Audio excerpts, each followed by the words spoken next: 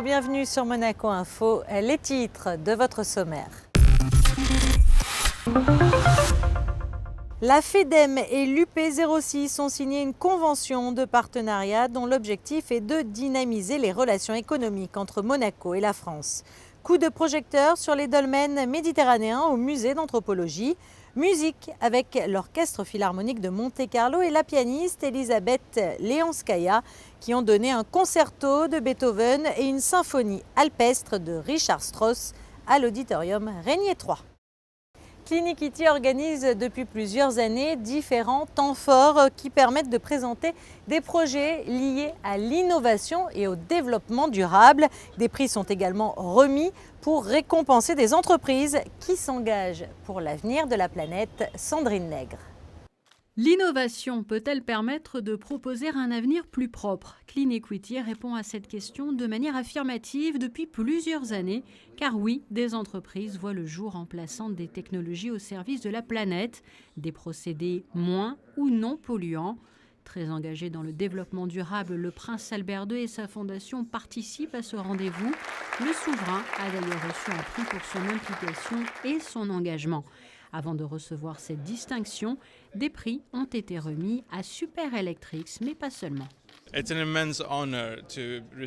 un immense honneur de recevoir ce prix. C'est le travail de toute une équipe qui est aussi saluée. Nous nous occupons d'électrification en Afrique, alors pour être reconnus pour notre technologie et sa commercialisation, spécialement par le prince Albert II, c'est un très grand honneur. Les initiatives récompensées illustrent ainsi les liens qui peuvent exister entre l'entrepreneuriat et l'écologie. Nanospun développe une nouvelle génération de tissus afin d'améliorer les procédés biologiques et les porter à un niveau supérieur. Tout ceci avec l'idée de progresser en termes de contrôle. Et ce prix prouve que nous souhaitons changer les choses sur la durée. Depuis 10 ans, Clinicity a ainsi récompensé de nombreux entrepreneurs pour leurs innovations dans différents domaines, mais tous poursuivent le même objectif, le développement durable.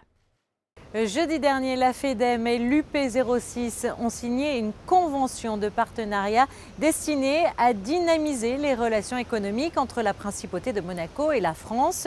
Une équipe de Monaco Info était sur place lors de cette signature. Plus de détails dans ce reportage. C'est un accord entre deux acteurs majeurs de la vie économique monégasque et azuréenne. La Fédération des entreprises monégasques et l'Union pour l'entreprise des Alpes-Maritimes se sont engagés ensemble afin de promouvoir les valeurs économiques communes. Un partenariat qui témoigne une nouvelle fois des bonnes relations qu'entretiennent la principauté et le bassin méditerranéen. Monaco sans la France, ce n'est rien. Monaco fait travailler 40 000 Français au quotidien, résidents, pas que Français de nationalité, mais résidents des Alpes-Maritimes, je dirais, au quotidien. Et la France touche près de 200 millions d'euros par an d'impôts sur le revenu des Français travaillant à Monaco. C'est quand même important aussi, il faut le rappeler. Donc ces relations-là, elles sont historiques. On parle du grand pays ami à Monaco en parlant de la France. Donc c'est tout à fait cohérent qu'ensemble, on perdure ce que nos anciens ont déjà fait. Dynamiser les relations économiques, tel est l'objectif de ce partenariat. Il permet également d'échanger sur les problèmes que peuvent rencontrer les Monégasques et les Azuréens. Il me paraissait évident que l'on soit autour d'une table et qu'on parle économie ensemble et des mêmes problématiques qui nous rassemblent d'ailleurs, des problématiques de mobilité essentiellement. On en parlait avec le vice-président M. Bussotti. C'est un sujet que moi je vais aborder à Paris au MEDEF dès mardi sur la mobilité avec les MEDEF métropolitains. C'est effectivement un vrai sujet qui nous rassemble parce qu'on a de vrais problèmes de déplacement entre les Alpes-Maritimes et Monaco. Enfin, ça fait partie des sujets qui nous rassemblent. La mobilité, mais aussi le logement, ont été au cœur des discussions. Les acteurs ont néanmoins bel et bien réaffirmé leur volonté de faire rayonner l'économie de Monaco et de la France en développant des ambitions communes. Retour à présent sur cette conférence au musée d'anthropologie, une conférence organisée par l'association monégasque de préhistoire et qui avait pour thème les dolmens méditerranéens. Regardez plutôt ce reportage signé Émilie Rousseau. Faire connaître la préhistoire, les recherches effectuées sur cette période et ses résultats, afin de satisfaire la curiosité de tous. L'association monégasque de préhistoire existe depuis 65 ans maintenant. Elle organise régulièrement des événements. La dernière en date, une conférence sur les dolmens de Méditerranée. On essaye d'avoir des sujets riches et variés, donc ça peut être l'art, ça peut être les outils. Et là, on a choisi les dolmens parce que ça fait un moment qu'on n'en a plus parlé et c'est vrai que ça intéresse beaucoup les amateurs. Qu'est-ce qu'un dolmen? Est-ce qu'on en trouve dans notre région? Est-ce qu'on en trouve ailleurs? Et comment les chercheurs arrivent à interpréter ces constructions? Si les temples de Malte ou les tombes des géants de Sardaigne sont réputés, les dolmens de l'autre côté du Rhône le sont un peu moins. On peut citer par exemple les mégalithes de Frouzet ou de la Prunared dans l'Hérault, qui ont livré de nombreux secrets, notamment sur les pratiques funéraires pendant cette période de la préhistoire. Ce sont donc des tombes. Ce sont des tombes qui sont collectives, c'est-à-dire qu'il y a plusieurs individus qui ont été déposés à l'intérieur de ces tombeaux. Et c'est des tombeaux qui marquent le territoire, donc c'est aussi une certaine appropriation par ces sociétés de leur territoire. Ils ne sont plus nomades, ils ne sont plus chasseurs-cueilleurs, et ils sont sédentaires, ils construisent des villages, donc là ils s'implantent vraiment dans leur territoire. Et c'est pour ça qu'on en a énormément, surtout au sud du Massif central, puisque du coup il y a des matériaux qui sont très faciles à extraire pour construire des tombeaux de plus en plus grands.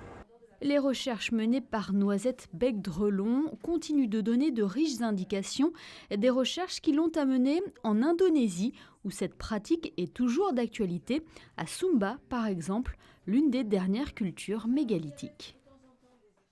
L'Orchestre Philharmonique de Monte-Carlo, sous la direction de Kazuki Yamada, a offert au public très nombreux de l'auditorium Régnier 3 un grand moment de musique avec la pianiste Elisabeth Leonskaya dans un concerto de Beethoven et la grandiose symphonie alpestre de Richard Strauss. Le reportage de José Sacré.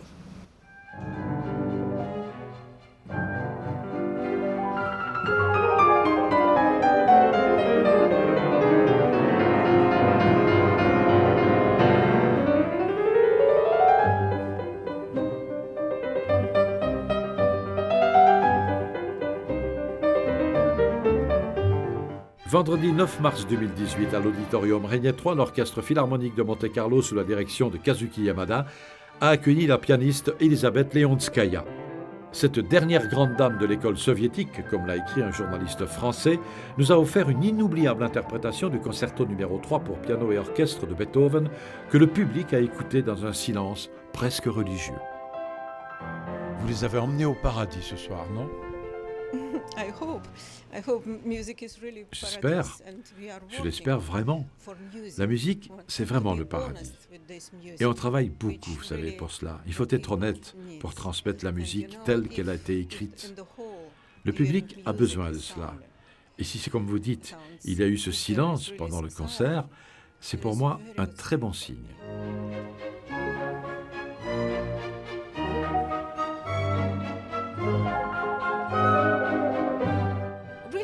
Very much this orchestra because it's very alive, very musical, and they like to play music. J'aime beaucoup cet orchestre parce qu'il est très vivant, très musical. Les musiciens aiment faire de la musique ensemble. C'est sûrement le Sud qui fait ça. Cette musicalité, cette ambiance musicale, le phrasé, c'est vraiment très vivant. La musique sert à quoi pour vous? À donner du bonheur aux gens? Je peux dire ce qu'est la musique pour moi. Mon cœur et mon âme seraient vides sans la musique.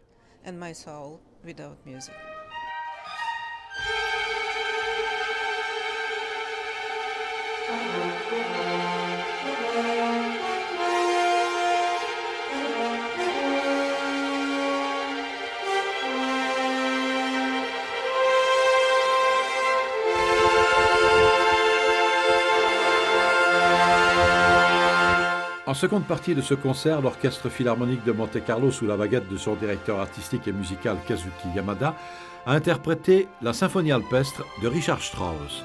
Richard Strauss, qui a dirigé la création de cette œuvre à Berlin en 1915, était un compositeur qui savait raconter en musique, évoquer, décrire.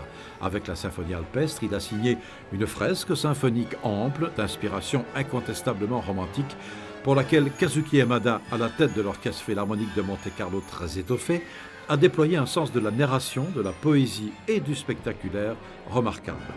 Oui, décidément, ce vendredi 9 mars, à l'Auditorium Régnier 3, la pianiste Elisabeth Leonskaya, l'Orchestre Philharmonique de Monte-Carlo et son chef Kazuki Yamada nous ont ouvert les portes du paradis de la musique.